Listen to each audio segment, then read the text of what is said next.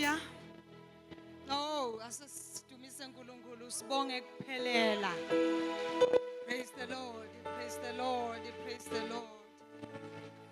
Hallelujah. Siyabonga praise team. Kuliqiniso. Siphelele nasikuye.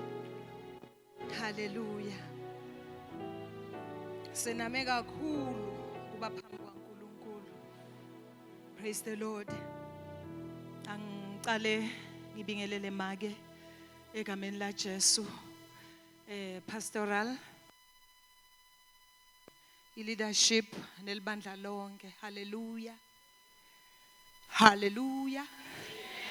Nikhona bathandwa. Praise the Lord. Siyabonga. Sibonga lokuphelela nje ukuthi we are complete in Christ. Hallelujah. Amen. Sitofunza sikhulume ngema chapters la 2.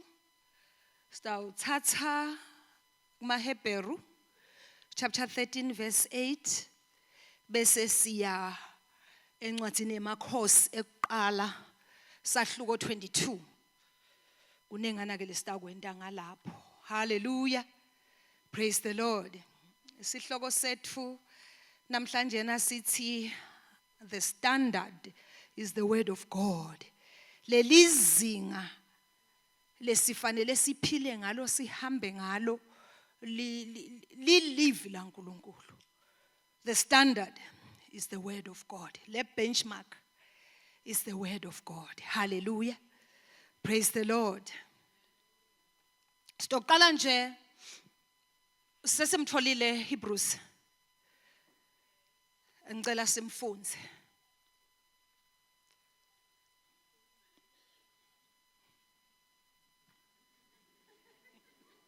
Hallelujah. Praise the Lord. Kufunzeka kanje bazalwane. Jesu Kristu akagucuki. Yes, Lord. Nguye itolo nalamuhla naphakathe. Amen. Praise the Lord.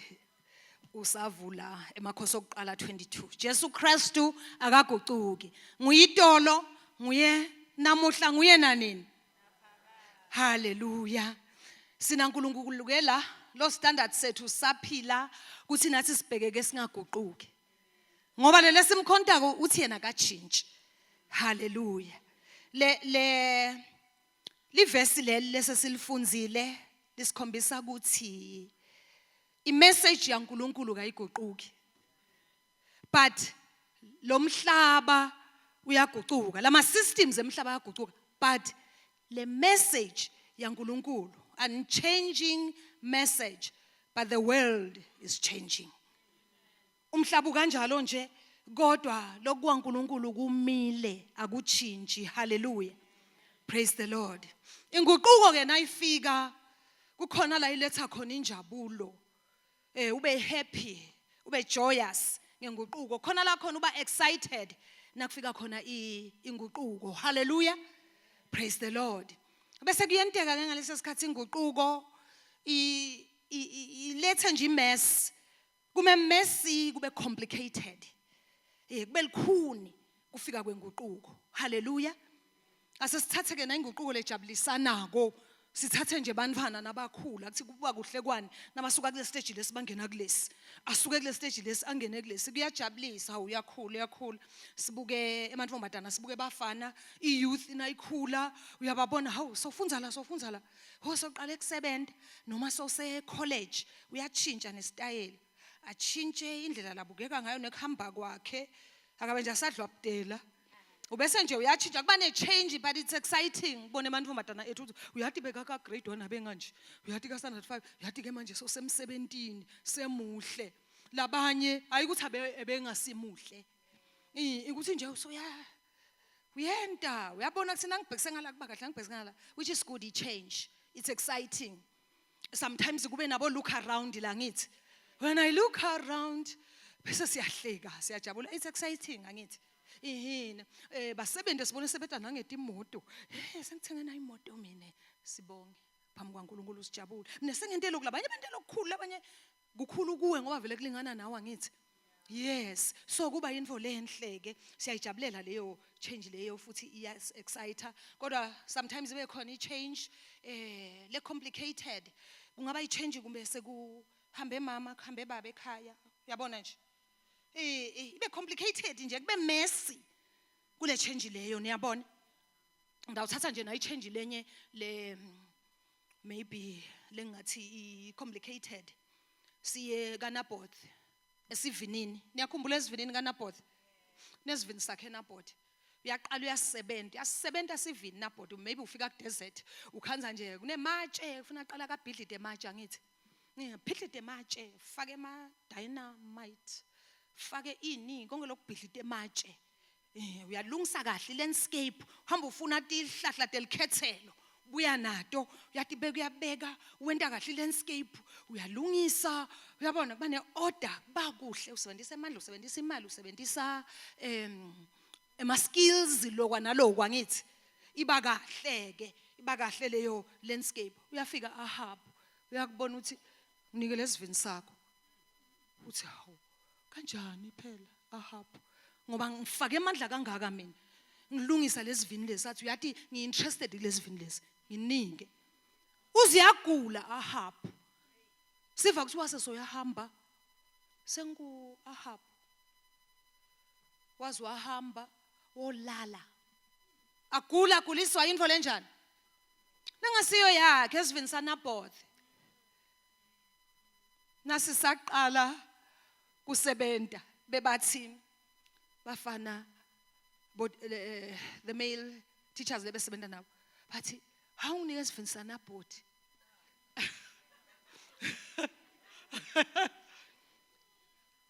nawala kusiwe lo lendlu yawuhlala lapha emhlabathini bengasati ke lapho ngoba bengiblank ngelibhayibheli manje kuthi sivini saNaboth but ngiva le language ini hawunike esivini saNaboth youth kude lesimnika kangithi sivini saNaboth kude lesimnika praise the Lord then ke so yasihawukela ke because of inhlitiyo yakhe because of greed selfishness because of ini uyakufuna uzulala phasi ngiyadlula nje ngikhombisa i-change le messy and complicated praise the Lord lokwentekako ke lekufuna siqonze lamhlabeni kude info lamhlabeni le eternal tinto tonke talamhlabeni di temporary noma kuyi pleasure ku temporary but nakusesekhona siyajabula ngakho ngithi noma buhle phambe kuphela lomnyaka athi angiyesontweni ngimhle kakhulu ngibhizi nje bangifuna ngelipoint ngawani ngelipoint ngabani buyaphela buhle ihealth iyaphela impilo noma ngathiwa mina solo ngatalwa ngizange ngigule but itawuhamba kuhamba ihealth ishabalale noma icareer kuthi career yami ngile kunesikhathi la ufika ugoce khona certificate yakho ukhanze kuthi fake briefcase nje ukhohlwa sebenzisa iknowledge lo itholile usakhula khohlwe njengato impilo i-change empilweni haleluya khona isikhathi naku success impumelelo ihambe nayo yene njani konke nje emhlabeni ku temporal ngisho umshado ngeke bese uyafa ufela umshado ngane ngife sangishade kuyaphela mos angithi ku guaranteed ukuthi one day it will fade praise the Lord i-change ke isikhumbuta lokuthi asikho kahle ekhaya siyaguquguquka nje but siyahamba siye ekhaya asikho ekhaya yet lokusho ukuthi masuba comfortable na uyibona ngalesi sikhathi ngenteke empilweni ungabe so ungazuthi uyasanganela ufuna ukudlisa liphisi noma utikhunga letinto leti tiyaphela ungakhanza ukuthi liplan laNkulunkulu ukuthi asinavigate le plot le twist lempilo le fadeako Asilali vele but nje siyasebenza. Singene siphuma kule mpilo. Simotivatewa yini? Eternal mission. Simotivatewa ukuthi uyade emhlabeni nasekuphele konke siyofika engunaphakatheni. Rather than an earthly mindset. Than ukuthi uthi ngeke ngisakhona ukuqhubeka mina ngetindvodane demhlaba. Hayi ukuthi hayi angisachubeki mina. Kunabangani lababili mamkhokhela bekahla asithi ngabo athi laba lona usuku uvakashela lo. Nakafika bahlala ngeke ngikuchaze exactly ngoba ngisakhumbule. Badlala ke ndoda ibekela ikhathi nje mina ngitentela ebengasisheli kanjalo. Uthi ke maybe saying at 12. Uthi ke lo mnye hayi senguvakashele friend asale ngihamba. Athi lona hayi asidlala imani utawuhamba ilanga lisela phinde futhi sihamba isikhathi kushaya 12 akushaya 2 phinde uthi hayi mani ngicabanga ukuthi ngihambe ngekhaya athi hayi chile kancane nje utohamba sobo 2 tohamba nje bese badlala abanaki lize lilanga liyashona nalishona mngani ekhakubo uvela uthi ibhuluku phasi uyaphela uyasala yena ekhakubo kukhashana akalungiseleli lelikhashana lempilo yakhe ebelo kabhiza abanjwe inyama kani yena is a spirit tawuhanjwa ngalenye ilanga ubhiza udlaliswa nginangumuntu singavumi inyama isicinzetele sihlale nje sidlale kuyasala lento le ekhakubo kuyati futhi ukuthi ngikuphi lava uthi ibhuluku ukuthi ibhaqa bese uyasala ke wena sekufuna ushikishe siyaqala uyashikisha eminyameni uyangena emathaneleni lamnyama kanti manje sibekelwe lokho ukuthi asithilungise letento ukuthi ekwenteni konke uNkulunkulu usiphile ebuhle sibahle usiphile imfundo sifundzile successful singokonke netivini yabo nabhodi dithi angisho kanti ngitihlolele hallelujah so let's bamba praise the Lord wagcina afile ke Naboth praise the Lord lapho nje ngifuna ngibekisa nje ukuthi nakufika into letima changes into letendlulako into leti temporary khona into letimako praise the Lord amen asasingene ku 1 Kings 22 sithi verse 1 kwaze kwaphela iminyaka lemithathu kude imbi emkhathini weMasiriya nemaIsrayeli praise the Lord kodwa kwathi ngeminyaka wesithathu uJehoshaphat inkosi yakaJuda wehla wayawubonana nenkosi yakaIsrayeli Ahabi inkosi yakaIsrayeli bese iya letinduna tayo yathi anati yini ukuthi iRamothi Gilead yakithi kodwa kuze kube nginyalo kude lutho lolwendiwe kuze siyithathe etandleni tenkosi yaseSiriya praise the Lord sitokuma nje lapho sitawuhamba ngalamavesi kunengivele kufunza lesitawukwenda nasiqala la kulo verse 1 siwa 3 years kude impi empilweni injalo kuye kube nesikhathi kubede impi kube nesikhathi nje kubede lutho kuthule kube mnanzi angithi lapha bebabekelwe ukuthi focusani kuma families enu focus in your spiritual life focus etintweni leti eternity angithi uma ufunza ngale kuthiwa kwase kuphele 3 years kungaliwa Israel nje abehlala alwa na ufunza bo chapter 20 verse 34 kusitshela ukuthi lapho inkosi yaseSiriya Israel khona la inika kona kuthi thathani nawe emadolobha but wangabaniki konke lokufanele bakuthathe uNkulunkulu nje wabayekela ukuthi asebaphumphumule nango ke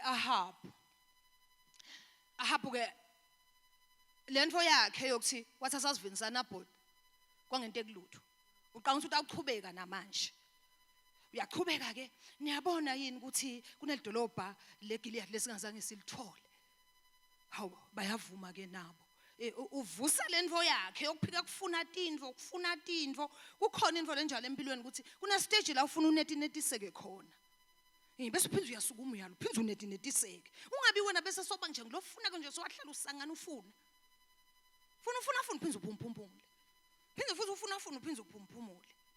Praise the Lord. Enjoy phela lobo kufunile. Hallelujah. Sekuvakasha Jehoshaphat. La kavakasha Jehoshaphat uthi inkosi yaka Ahab waka Israel. Jehoshaphat abe inkosi yasaJuda, then ke Ahab inkosi yaka Israel. Uthi ke okay, ngicela uhambe nami. Khona lapho ufuna sihambe sothatha naye naleli dolobha. Avume ukuthi hayi phela lokhu kwami mina ngifana nokuthi ngiwakho. Bantu bami, bantu bakho, emahashi ami, ngemahashi akho. Wenta sivumelane nemuntu lo ungodly. Wena nje covenant nemuntu longasi right. Hallelujah. Cha ke verse 5 afunze ke verse 5 sisi. Ngicela silalele sizame nje kulandzela.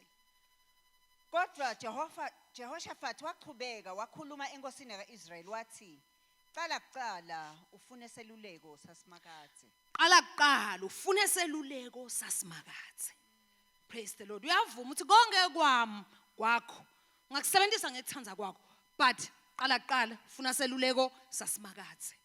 Lokuthi abe bold. Athi la sithi ngaseluleko, but leseluleko lesisingako sasimakathe. Praise the Lord. Uyathi ngiyakuthanza angikwenyanye mina. Ngiyakwethanza. And I have nothing against you. Nothing against you. Kepha nje yenta into right. Ngiyakuthanza mina ngicela uhambe yo inquirisha from God. Praise the Lord. Ngenhlanhla wavuma Ahab ukuthi ase alethe ba prophet. Thiwa ke verse 6. Kweda ba prophet labang 400. Ungafunza make. Ngako inkosi yakaIsrael yase ibuthela ndzawonye baprofeti labe bengaba ngemakhulu lamane emadoda odwa yababuta yathi, "Ngingaya yini kuyakuhlasela iRamothi Gilead noma ngiyekele?" Praise the Lord. Qhubeka. Baphendula bathi, "Hamba ngobe simakathe utayinikela etandleni tenkosi." Uyathola ke ba prophet bang 400 uyabuta ke Ahab, "Ngiye yini noma ngime?" Bakhuluma ke ba prophet bagcoketa impulampula dabo. Uyababona ba prophet nje katseni bathi isesandleni sakho ke le. Phuma, ayiphumi impi. Sitanqobe embili. Hallelujah. Praise the Lord. Uyaqhubeka ke. Kodwa Jehoshaphat wabuta wathi, "Sekude yini lomunye umprofeti wasimakathe lapha lesingabuta kuye?" Inkosi Ahab yaphendula Jehoshaphat yathi, "Usekhona munye lesingabuta ngaye kusimakathe, kodwa ngiyamenyanya. Ngobe akaze nje aprofete lokuhle ngami, kodwa uprofeta lokubi kodwa nguMikhaya umsawa Jimla." Jehoshaphat waphendula wathi, "Inkosi ayikafanele kukusho lokho." Praise the Lord. Ngithanza lamagama lapha nakuthiwa kude lomunye. Uhlushwa yini Jehoshaphat ngoba 400 prophets. Behla bayenyuka bathi qhubeka, bathi hamba kudawuhamba kahle. Bayavumelana bonke ngalivilinye. Bathi konke kuhamba kahle. Uthi Jehoshaphat ubathi hayibuka Jehoshaphat lento lena. Yakhola phela Jehoshaphat. Uthi sekude lomunye umprofeti lesingambuta. Ngalendzaba lena. Uthi ukhona kepha lona Nkosi yami akazange nje akakhuluma into lekahle ngami. Kepha lona ngiyamenyanya. He never prophesies anything good about me, but always bad. He is Micaiah, son of Imla. Ngespeed yamkhuda. Uthi Nkosi akafanele khulume kanjalo. Ngisho nasemakhaya, ngisho nasemsebentini, ngisho nakuphi. Thina abantwana baNkulunkulu ufuna siqaphele. Inkosi wena phela ngumntwana kaNkulunkulu. Angithi uNkulunkulu solo unjalo. Idolo unjalo namuhla, unjalo naphakathi. Uthi hayi phela.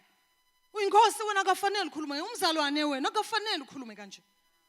Praise the Lord. Uthi I hate him. Ngoba njalo nakedile. Ufika khulume into nje diphambene nami.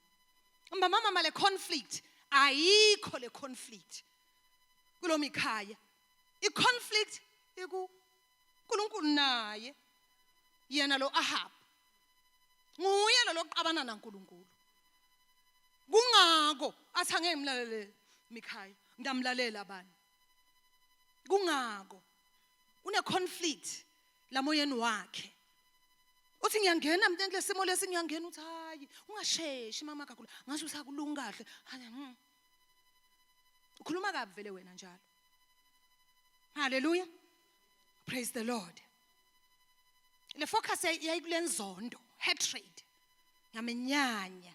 Awufunze Amos 5:10 na Isaiah 5:10. Amos 5:10 na Isaiah 5:10. Amos, sesikuye Amos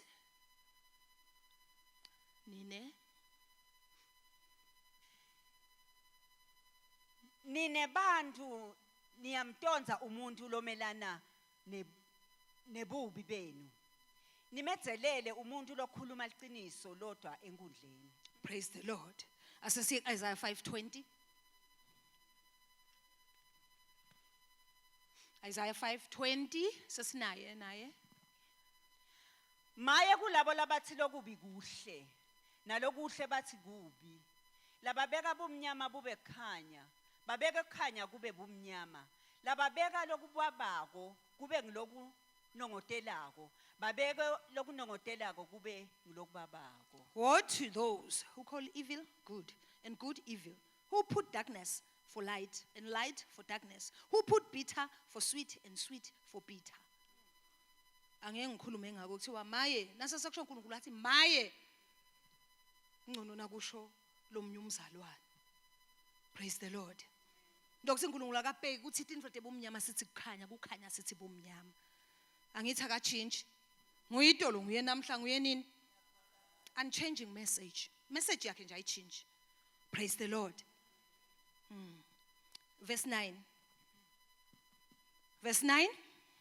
Ngako Ahabi inkosi yaka-Israyeli wase ubita lomunye wetinduna takhe wathi, lanza Mikhaya umsa wajimla masinyane. Babegcoke imjiva yabo yebukhosi bo-Ahabi inkosi yaka-Israyeli. Bana Jehoshaphat inkosi yakaJuda.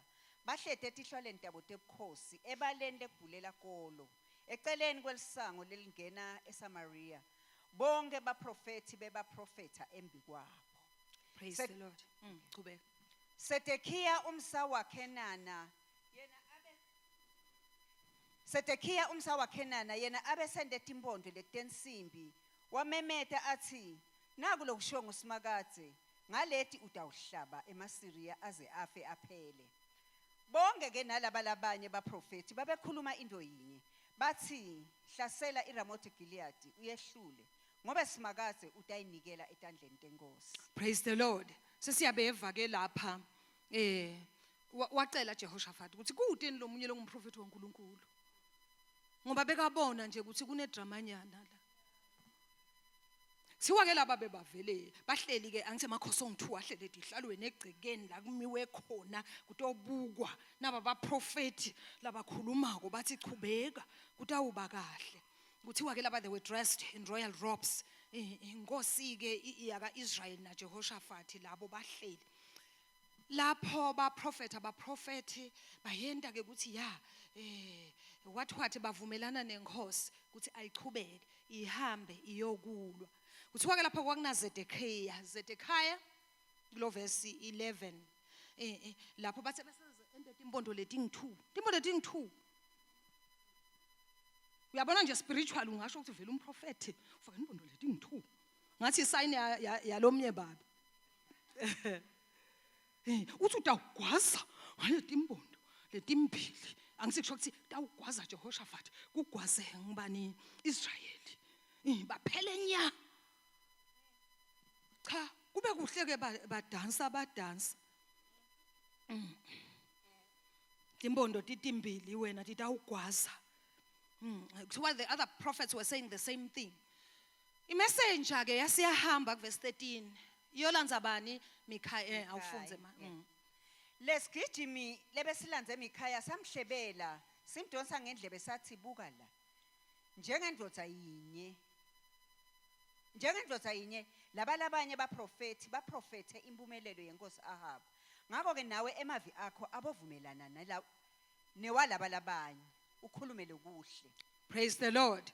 Uthi vumelana nabo nawe khuluma favorable nawe nawufika lena bayampersuade bamsofnisha uyabona wena nasifika le khuluma ukhulume lolo kweshiwa ngilalabanye labanengi futhi kunawe wena uwedwa siboshwa futhi leso sithathe nasejele utanaso sifasiwe sitala. Praise the Lord. Uthini ke Mikhaya ku verse 14? Kodwa Mikhaya waphendula wathi, ngifunga kuphila kwaSimakadze, ngitamtshela lokho lengutshelwa nguSimakadze kuphela. I can tell only what the Lord tells me. I can speak only what the Lord tells me. Praise the Lord. In other words, usho ukuthi anginandzaba noma kusipleasant, anginandzaba noma ngabe ngiyaboshwa, anginandzaba noma ngangiyabulawa, anginandzaba noma ngasiprofitable, anginandzaba nje. Ndokhuluma lokho kathi uNkulunkulu angokhuluma. Praise the Lord. Sebayafika ke 15. Wathi kube efike inkosi yambuta yathi, Mikhaya, singaya yini kuyawuhlasela iRamothi eGileadi noma siyekele? Waphendula Mikhaya wathi, hlasela uncobe ngoba Simakadze utayinikela esandleni senkosi. Inkosi Ahabi yathi kuye, ngitakutshela kangaki ukuthi ungangitsheli lutho lolunye ngaphandle kweliqiniso egameni laSimakadze. Sovangani ukuze kamtshela iqiniso. Ngoba uthi chubeka, angithi ufuna kuva lokho ufuna kukufa. Chubeka, uva le tone Ahab. Uthi ungangitsheli lutho. Yilo ngingakashiwo uNkulunkulu. Ngitshela into leshiwo uNkulunkulu. Uyayiva ithona mina kaGalatisa ngithi. Yena nje bekamhalatisa sarcastic ammokharisha. Uthi hayi wena udlala ngami. Ngifuna kuva lo lokushiwe uNkulunkulu. Kulona lathi akakhulumi lokuhle njalo. Ingane besakhuluma lokuhle athi chubeka. Praise the Lord. Kwentekani ke lapho ku verse 17? Mikhaya wase uyaphendula wathi, ngibone onke ema-Israyeli ahlakadekile etinzabeni njengetimvu letide umelusi. Simakadze wathi, labantu abanamelusi. Ngulowo akatibuyelele ekhaya lakhe ngekuthula. Praise the Lord. I saw all Israel scattered. Uthi wababona basakadekile yonke lendzawo. So uthini ku verse 18 Ahab uthi angakutsheli. Ahabi inkosi yaka-Israyeli wathi kuJehoshaphathi, angakutsheli ke kuthi kude lokuhle langahle akuprofethe ngami, kodwa lokubi kuphela. Mikhaya wachubeka wathi, ngako ke lalela livi laSimakadze, ngabona Simakadze ahlede esihlalweni sakhe sebukhosi, nayo yonke impi yasezulwini ime ngakuye imtungeletwile ngasekudla sakhe nangesenqele.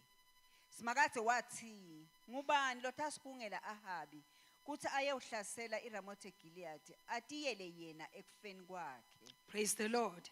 Loku enticeka kuthi ngubani lesitamkhipha kusho uNkulunkulu uthi uhlele esihlalweni. Ngala kunebantu, ngala kunale council yezulu, court of heaven.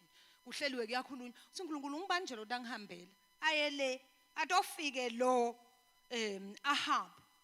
Atoti yela yena ekufeni kwakhe. Praise the Lord.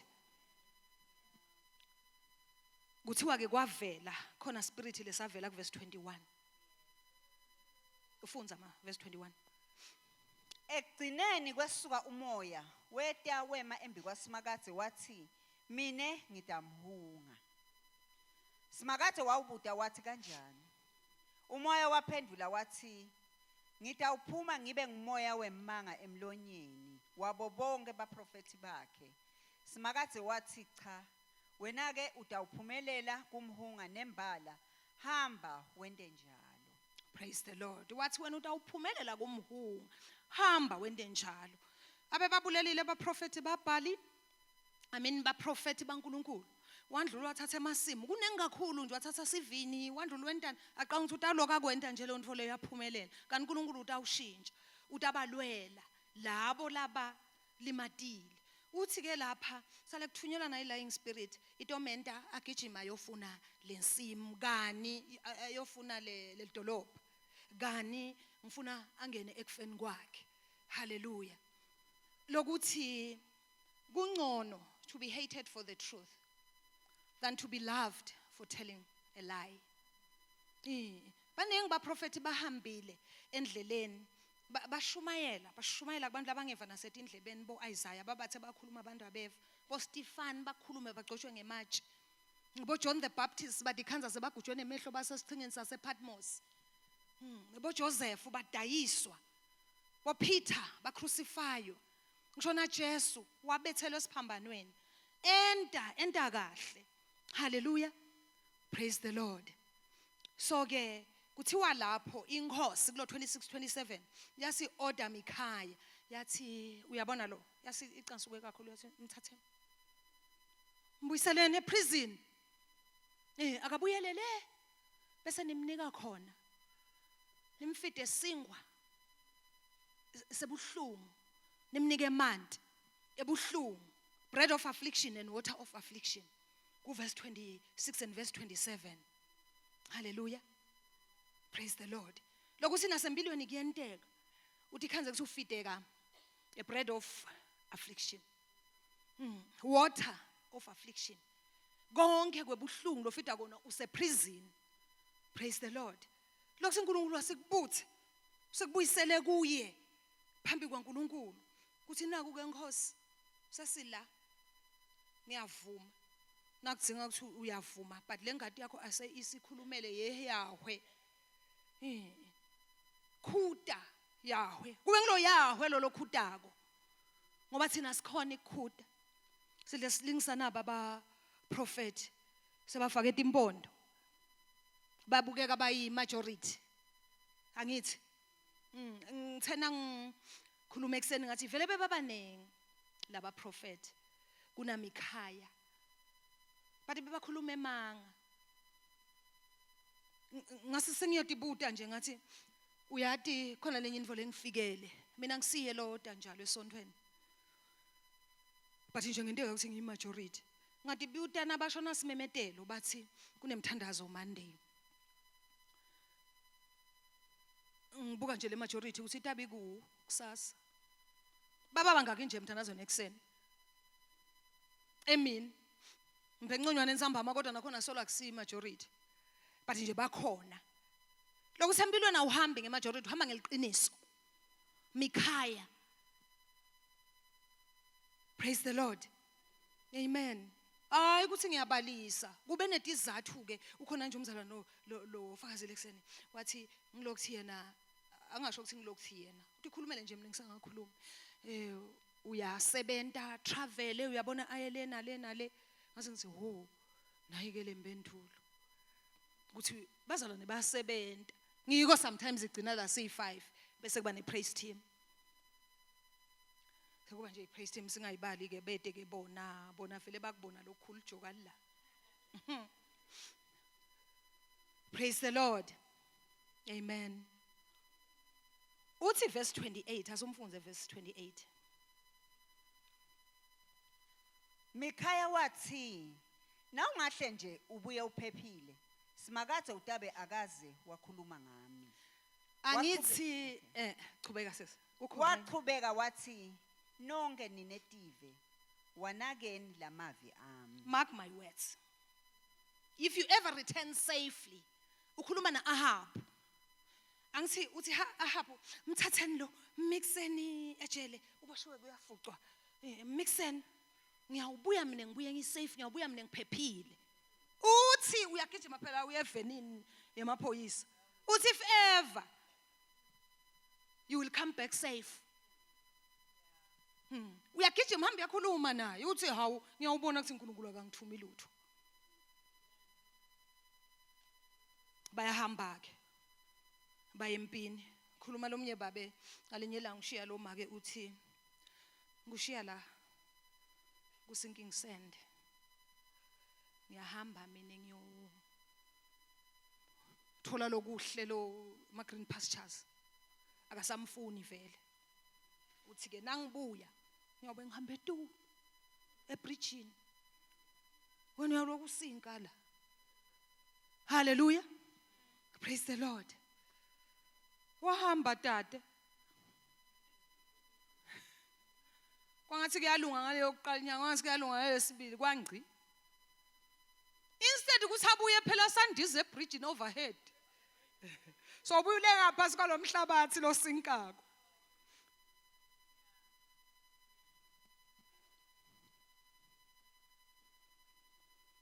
Kuyahanjwa ke kiwempini. Lempini ku verse 30, angifundzele 30 na 31. Ayishayile. Ahabu wakhuluma kuJehoshaphat wathi, mina ngidawungena emkhathini wemabutho ngiphica umkhondo. Ngangena emkhathini wemabutho mina ngiphica umkhondo kusho Ahabu. Kodwa wena ungatigcoka ingubo takho tebukhosi. Ngako Ahabi inkosi yaka-Israyeli wase uphica umkhondo wangena emkhathini wemabutho agcoke letinye izingubo. Inkosi yaseSiriya beyiyale tindvuna tayo tetincola tembi leting32 yathi nina ningali namuntu lomunye noma emncane noma emkhulu niconzane kuphela nenkosi yaka-Israyeli Ahabi. Praise the Lord. Letindvuna tetincola tembi tathi nathi bona Jehoshaphat tacabanga tathi ngempela lena ngiyo inkosi yaka-Israyeli. Ngako taguqukela kuye tiyemhlasela. Kodwa wathi Jehoshaphat nakakhala amemeta letindvuna tetincola tembi tambona ukuthi akasiyo lenkosi yaka-Israyeli. Tase tiyayekela kumxosha. Yeah. Praise the Lord. 34. Asime sisi, asime. Lengubukako uthi uto disguise kodwa kutositwa yena. Usona gcoka lenipulampula tebukhosi. Khona batobona yena bambulale. Asambe mnganami siye lapha nje ngiyati ukuthi kukanjani. Na uyahamba. Futhi umngana ukuthi ufaka impulampula ebukhosi mina ngidawu disguise. So disguiselani wena? Ufuna ukuthi prove kumikhaya ukuthi buka ke kufe Jehoshaphat mina. Batambona ukuthi ufake leti impulampula tebukhosi bambulala. Mina kodwa ngeke bangibulale. Kani uNkulunkulu akadlali. Uyavikelana uNkulunkulu. Uyasitana uNkulunkulu noma bakusethelela o ma traps noma kunjani uyasitana uNkulunkulu. Praise the Lord. Thiwa lapha uyagijima, utogijima njani naleti impahla tebukhosi uyabona mase impahla tebukhosi. Ngeke nje ugijime nato leta kaIsrayeli. Bengibuka leti thombe tato nabagcokile babongithunzi ngiyabona. Bagijima njani nalo into leti? Empini. Wasama ke Jehoshaphat inkosi yami sebasibambula shothi wakhala babona so imani. Akusiye lona. Noma shothi hey nanguya. Uthi mina ngido disguise wena mpulampula ube inkosi lapha. Sebafuna ukubulala yena. Whatever ma traps lesethelwa wona uNkulunkulu uyabona. And udas protector and udasivikela. Hallelujah. Praise the Lord. I target Satan ya targeta. Athi yabo. Lo make lo ngathi uyashikidela. Asengimthi nqama. Lo muntu lomusha lo uyayibona idirection. Leli bandla will go a long way ngalabantu laba. Athi ngitargeta bona athi ngiyamtargeta na. Ndambamba ngeke awuthola umsebenzi utazahleke. Uyabona lo muntu lomshalo? Uyawugcina nje ngokumemete utazaphelelwe ngemandla. I want to make sure ukuthi akutfunqi lutho kuye. Ende njalo nakulabadzala, ende njalo nakubo babe, ende nje athi yabona ekhalela, ngingabamba nje ngithi mfilo babe, ngithi khushu. Ngithi mfilo mali, ngeke ngithi khushu. Ngibambe kulabo make ukuthi banyanye ngenhlitiyo yabo yonke noma babe busy baphithitele ngenhlitiyo yabo yonke bangakhona ngisho kuda la inkonzweni tabo. Ngoba nangibakhulula takwenteka into letinkulu. Sitha siyasitargeta vele. Ufuna kutargeta nje lama firstborns, the firstborn yakhe. Target le last born. Utambona uthanda zagcina athi uNkulunkulu akasetani. Ume kwenteke lento kwenteke uzuthi hayi man vele kushuthi angihambi kahle. Kushuthi vela ngenti kahle uthi hey angihlale phansi after all kungisita ngani phike ngcincala. Ngoba kwenteke mehluko abantu abangangcincila abafika bathi gco. Into thamba right. yatargeta batargete emasiriya kadlali ayati impi yaNkulunkulu target pastor sometimes ngifuna qonzana naye nalosini ngiyati ngathi ngeke bathi khushu bazalwane sisempini uNkulunkulu akasiside ikhona naleyo lying spirit bathi konke lengikuthandzako waya vele ejele emikhaya bathe behamba memeta ashiye amagama la ngemuva wakwenta konke to the glory of God sibhekeke kwenta konke to the glory of God kumnanzi ngasimnanzi wenda phambi kwenkosi wenda phambi kwemaprofeti lapha ngishiye lapha kuZedekaya wazi wafika umdzabula ngempama wathi nakakhuluma athi ngibone Israel abaleka I think verse 25 or what angathi after lo 24 wathi ngibone Israel abaleka wathi Zedekaya kahle wena spirit sibe sesikhuluma nawe singengce njani mina ngoba mina ngimbosi la impondo uyayibona info lenjalo bazalwane uyalithola lelo verse 24 okay and slept or maybe Zedekaya umsa waKhenani wasukuma wafumba Mikhaya ngempama ebusweni athi lo moya wasimakathe uhambe ngakuphi na usuka kimi uyokhuluma kuwe uhambe ngakuphi lo moya wasimakathe sho Zedekaya so danse kakhulu lapho ukhuluma abo lying spirit uthi uhambe ngakuphi lo moya na utakini kusho chima la kusho mina phela ngithi ka intercession nabo make busisiwe sithi hayi uhambe ngakulo moya nasukhuluma kuwe ungaka suye njani la kithi baholi be intercession bongedi ngedi sobabuda senikhulumani hambe phi lo moya ngoba ufana ngawuqalela kimi kusho kuwa kusho kucela sicela uNkulunkulu sincuse sithandaze senkosi siside hallelujah praise the Lord it is better to be divided by truth than to be united in error summarize kukhona lokho sihlangene but sihlangene kuphi in error ngcono sibe divided but in truth bunye vele buhle it's wonderful unity and uthi uNkulunkulu asilwele kugcina bunye angithi but lo bunye lesibugcinako sithi moya lo ingcwele akavumelane nabo moya lo ingcwele akavumelane nabo praise the Lord bonowa bemabodwa Noah wahluleka nje ukuguqula 7 webantu angithi wehluleka Elijah wemayedwa true prophets they stand alone ngibayema wema Mikhaya bemile bo Elijah mayedwa Elijah hallelujah praise the Lord standard is the word of God asebenzise live laNkulunkulu libe standard etimpilweni tethu hallelujah sitawuthandaza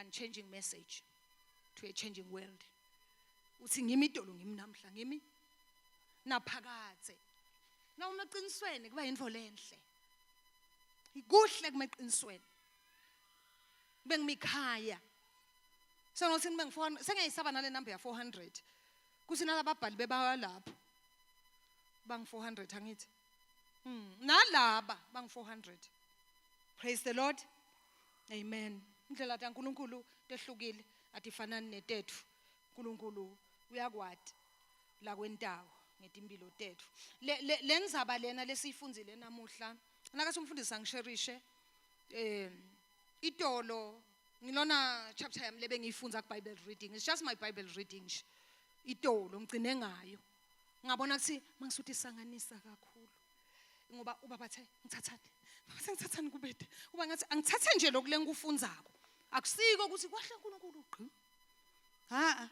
ngilonje ngikuprocess njengalokho kusasa ngiyofunza First Kings second angithi sasifike egcineni na second chapter 1 but nje ngakuve enhlitweni yami ngathi the best thing angishumele nje ngana kule family yangakho ngoba solo ngitanawe emakhosi solo ngida nawo angiqhubeke nje nawo ngilo uphindze ngidlulele phambili kahle. Praise the Lord. Siyambonga ke uNkulunkulu bazalwane. Utasithandazela pastor K kule message yanamhlanje nalama afflictions asithandazele nakuwo, bread of affliction, water of affliction, asithandazele make nale lying spirit kuthi uNkulunkulu ngaza agcine asithumelela a lying spirit etimpilweni tethu. Lokuthi Nkosi ngicela kuma eqinisweni noma ngakwentekani empilweni yami ngicela kuma nje Nkosi eqinisweni. Hallelujah. Praise the Lord.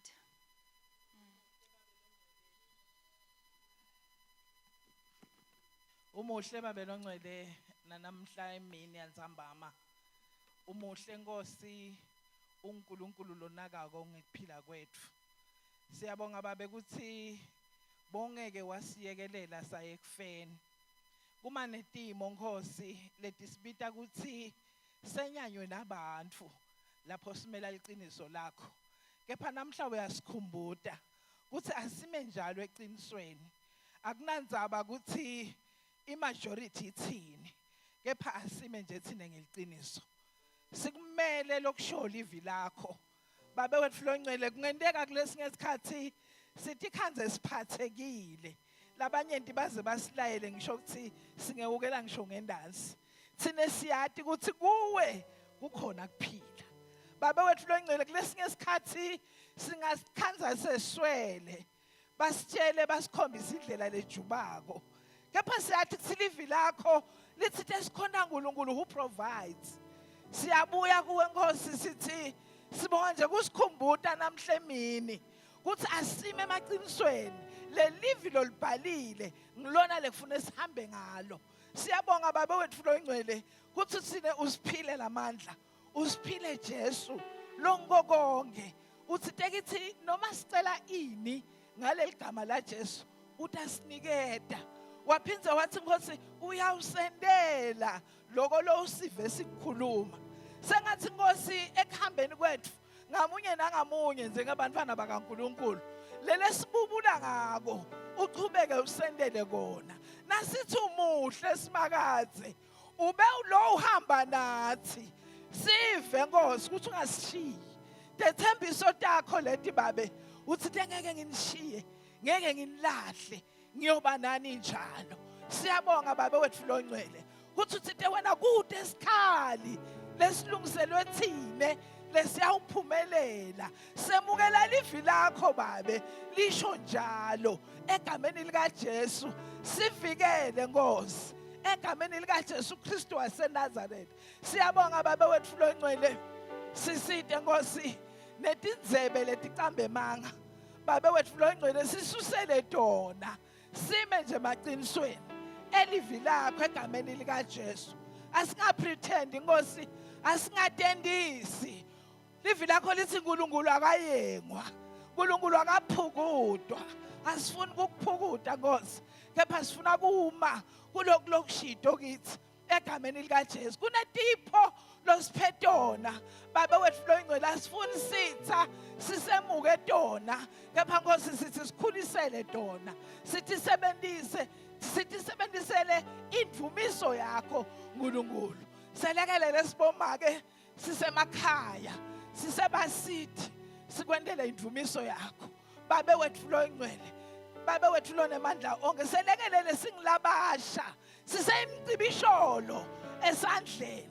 Baba wethu longcwele lokho lesikwendako sikwendele lithumo lakho uNkulunkulu wethu longcwele. Selekelele sibobabe sisengamakhosi usibekile.